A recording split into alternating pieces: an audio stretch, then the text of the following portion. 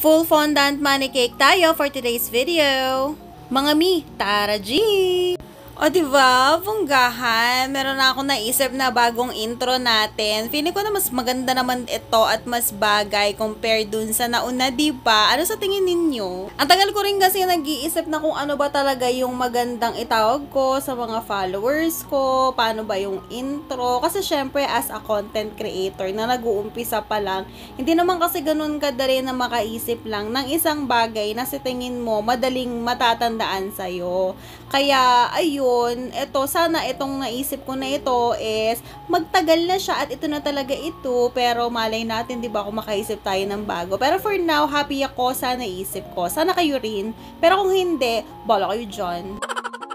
At ito na nga, money cake itong ginagawa natin. Kung nakikita nyo, meron na transparent na acrylic dyan sa may gitna. Yan, nakatuglong ang ating pera. Pero nakalimutan ko na kung magkano. Nasa 15,000 to 20,000 yata ang laman yan.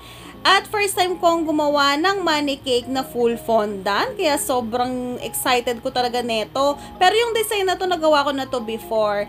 And, ang masasabi ko, kahit na nagawa ko na to before, is mas maganda and mas bongga ito compared dun sa dati. Pero di ko naman sinasabi na pangit yung dati. Maganda pa rin yun. Pero diba, sabi ko nga, as time goes by, kahit na same design lang ang nire-request ng ating mga customer, we need to make sure na palagi tayong nag-i-improve. O diba? Amazing! At saka iba pa rin talaga kapag merong something unique doon sa cake mo, diba? Kahit na meron siyang pinaggalingan design.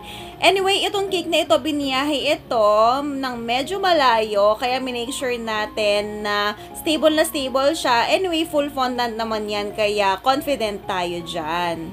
Maikli lang itong video na ito dahil medyo pagod pa ako. Sobrang dami ng orders talaga and 2 oras lang ang tulog ko kanina. Although natulog naman na ako kaninang hapon, medyo nakabawi-bawi na, pero kailangan ko ng maraming pahinga dahil magpe-prepare na naman para sa mga orders bukas at napakarami naming aasikasuhin ng asawa ko. Malalaman nyo very soon kung para saan yun. Sobrang na-excite na rin ako na ma-share sa inyo itong nalalapit na event sa buhay ko.